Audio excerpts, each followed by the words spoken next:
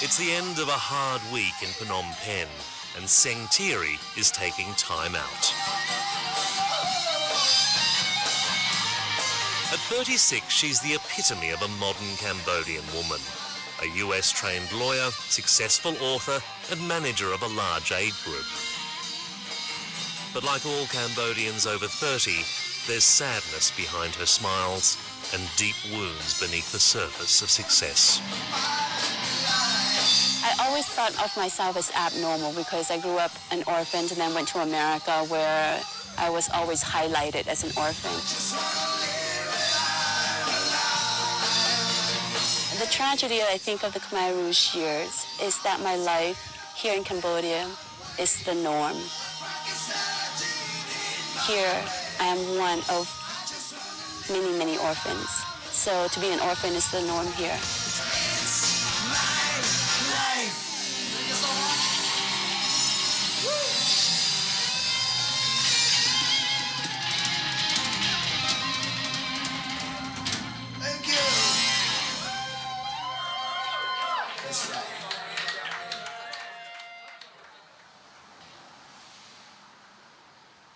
This is the man she blames for shattering her life. The former Khmer Rouge head of state, Khieu Samphan. Still living freely, he claims he had no idea his party was butchering its people. Pourquoi? C'est la question qui se posait à moi. Vous ne savez pas? Et je ne sais pas. Dans le temps, je ne savais pas. Je ne savais pas. He's lying. Pour parvenir à une balance How can he not know? entre l'accusation et l'accusé. He was one of the top 3 or 4 Khmer Rouge leaders. I mean, he's not going to tell the truth because mass murderers don't normally tell truths.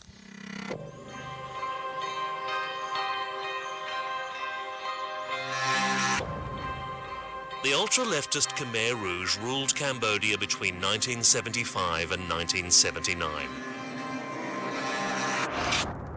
All over the country, people were starved, tortured, and executed. It was a nightmarish world where even babies and children were killed as class traitors.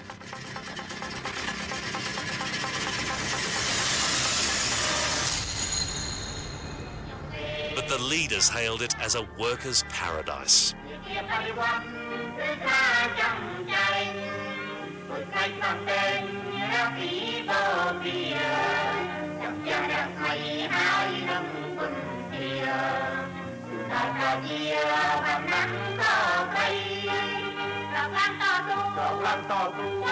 The Khmer Rouge renamed the country Kampuchea, closing it to all foreigners except a handful of communist allies like Yugoslavia that echoed its propaganda.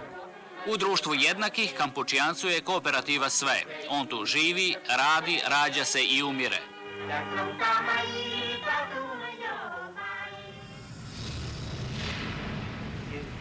The Khmer Rouge leader Pol Pot, known as Brother Number One, insisted they were creating a peasant utopia. In reality, it was class warfare on an epic scale. The cities were forcibly evacuated, the middle class all but exterminated. Ko su ovi dečaci I devojčice što jedva stoje za mašinama? Odgovor je to su deca revolucije. You were units of production. Individuality was erased, was considered a crime, and communication and family relationships were considered crimes. The Khmer Rouge ordered city dwellers to work in rural communes.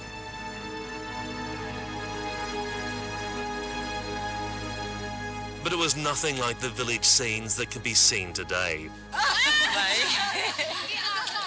The sense of community that is being built here and the colors and the laughter.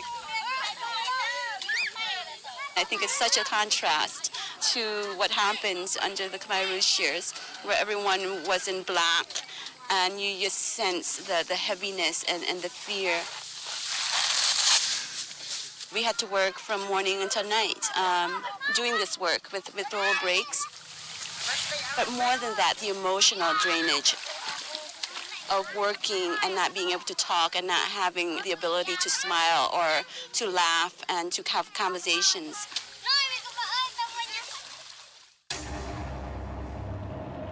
Seng Thierry was just 4 years old when her family was forced out of Phnom Penh. Her schoolteacher father was the first to die. He was executed for having worked for the former regime. 2 years later, it was her mother's turn.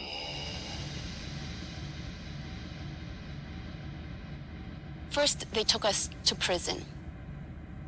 They took my 4 brothers, my mom, and my dad's dad. And every night they would chain everyone, and they tried to change my ankle. But I was 6'7", I was anorexic, skin and bone, so my ankles could slip in and out of the shackles. Eventually, the Khmer Rouge came for her mother.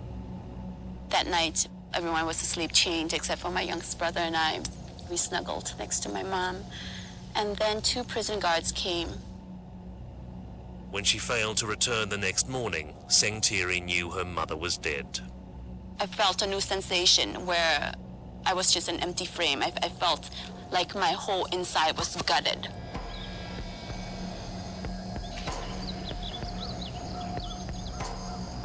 Invading Vietnamese forced the Khmer Rouge from power in 1979. But the movement continued to occupy vast rural strongholds, even turning ancient temples into fortresses. The fighting didn't end until 1998.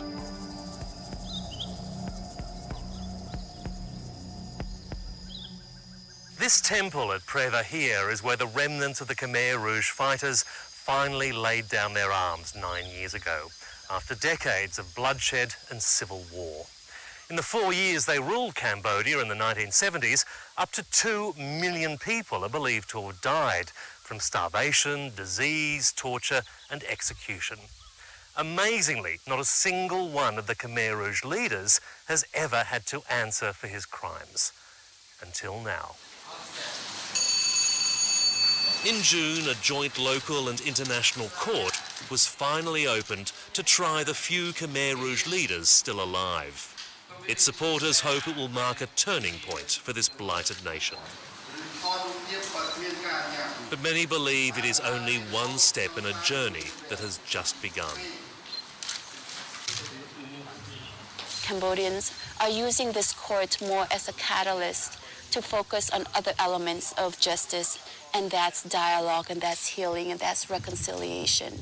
And those, for me, are more important components of justice than just this very narrow legal process.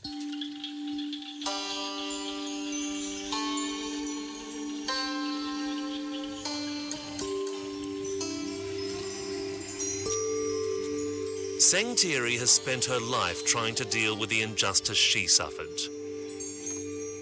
It left her a broken child, then a traumatized teenager, even after escaping to Thailand and then to the US. I was suicidal in high school. Yeah, I was very, very angry for many, many, many years. I was emotionally weighed down. It was just so burdensome to constantly be angry.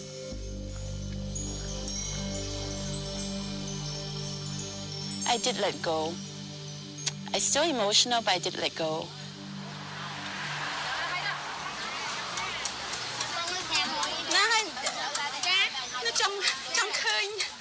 Seven years ago, she came home to rediscover the childhood she never had. She runs the Centre for Social Development, an organisation working for social justice and reconciliation.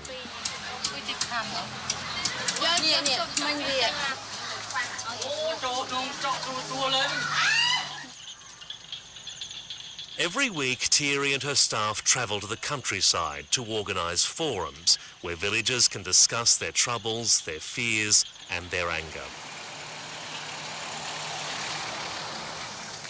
We're going to Pol Pot's brother's house.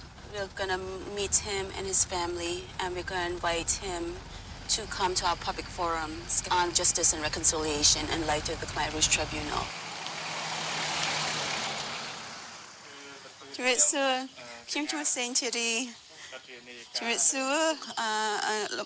Pol Pot's real name was Saloth Sar. His brother Nip looks uncannily like him, but that's where the resemblance ends.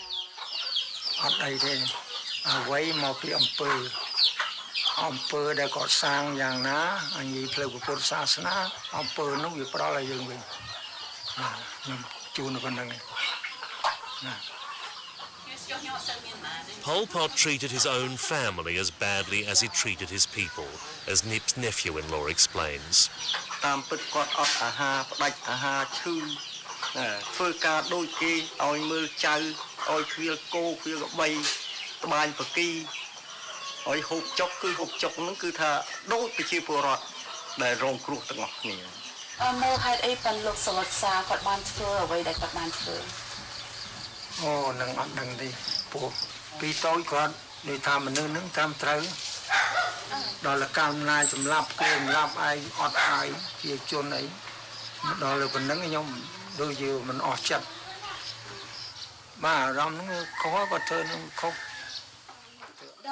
The villagers have mixed feelings about the looming trials of the Khmer Rouge leaders.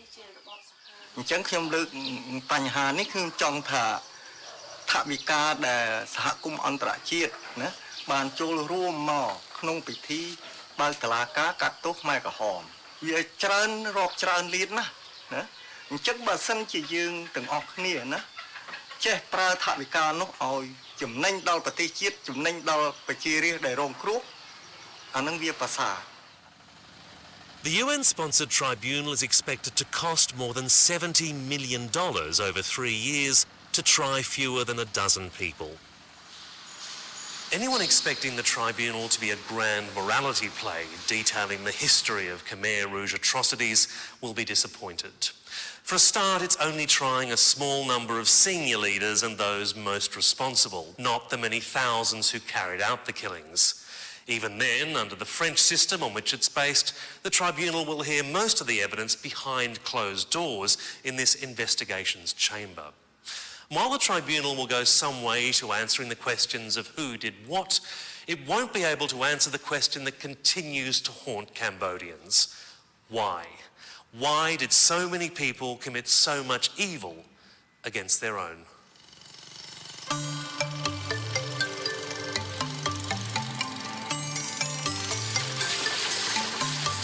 To ask that question, we travelled north to one of the last men alive who could answer it.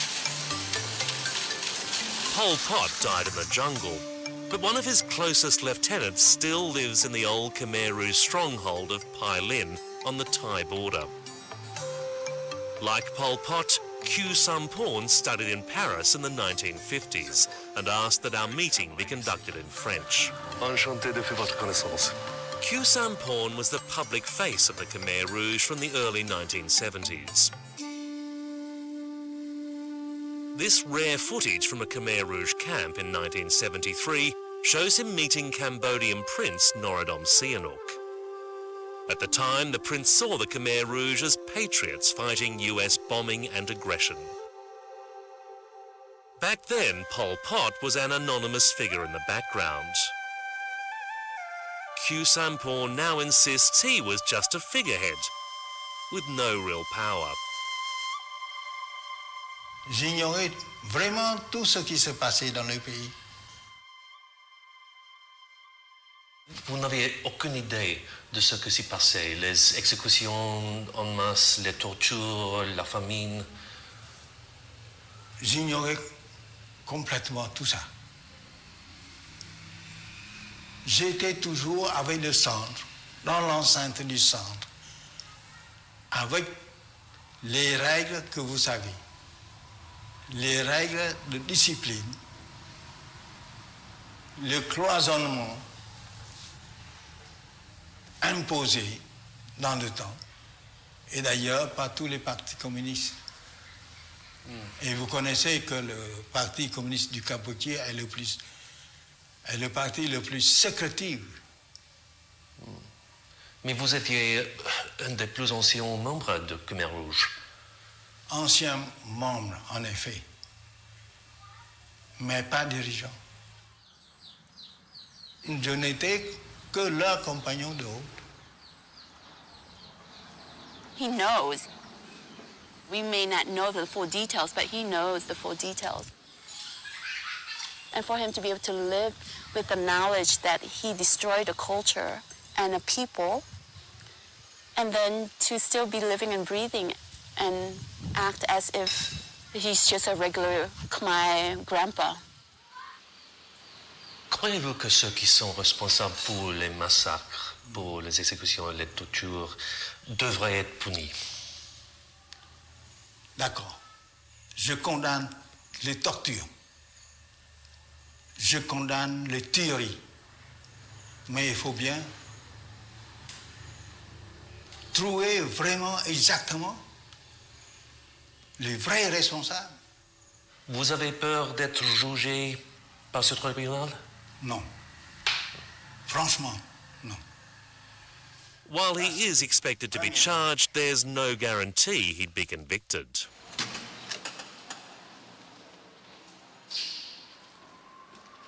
Rupert Skilbeck is a British barrister in charge of ensuring that the accused have a proper defence. The evidence against some of the likely defendants is not very strong, and the prosecution will have to prove that they knew what was going on and that they could have done something about it. In the case of some of the defendants, that might be quite difficult to do. The trials are also expected to be fertile ground for defence challenges. A majority of judges are Cambodian. All suffered terribly under the Khmer Rouge, raising questions of impartiality. There have also been allegations of political interference and corruption, including claims Cambodian staff have had to pay kickbacks to get their jobs. It's likely to drag out the trials of the ageing defendants. Khieu Samphan is now 76. So far, the court has been moving very slowly, unfortunately. We spent 1 year agreeing the internal rules of the court. Unless the court process speeds up in the near future, there are going to be big problems in finishing these trials on time and on budget, and with the defendants still alive. For Seng Thierry, the process of healing the country's wounds will take another generation.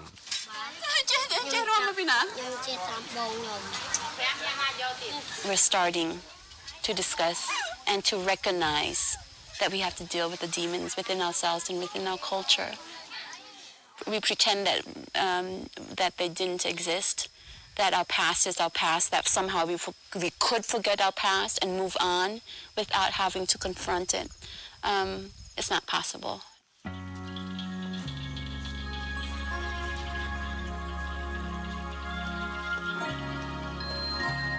I have forgiven them for what they've done. It's part of my healing process. Having known anger and having lived with anger for so many years and all these other bundled negative feelings for so many years, I was emotionally imprisoned. I was like this. I was not free.